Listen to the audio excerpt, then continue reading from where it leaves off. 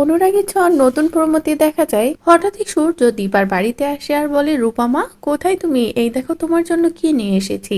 বলে যখনই রূপাকে ডাকে ঠিক তখনই রূপাও ছুটে যায় এবং সূর্যকে বাবা বলে ডেকে জড়িয়ে ধরে, যেটা দেখে তো সকলে পুরো চমকে যায়। এদিকে সূর্য বলে, কি বললে তুমি আমাকে বাবা বলে ডাকলে?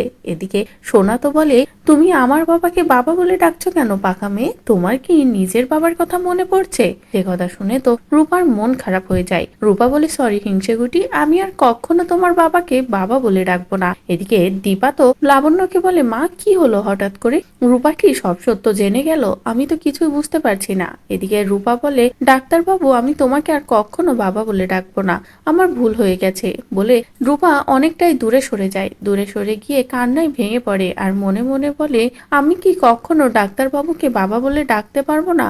সবটা কি কখনো ঠিক হবে না? বলেই রূপা এভাবে কষ্ট পায়। এদিকে বাকি সকলেও রূপার কষ্ট দেখে কষ্ট পায়। তো বন্ধুরা, সত্যি কি রূপা সব সত্য জেনে গেল আর জানতে পেরে কি এবার সবকিছু আরো খারাপ পর্যায়ে যেতে চলেছে? আপনাদের ঠিক কি মনে হচ্ছে তা অবশ্যই কমেন্ট করে জানিয়ে দিন।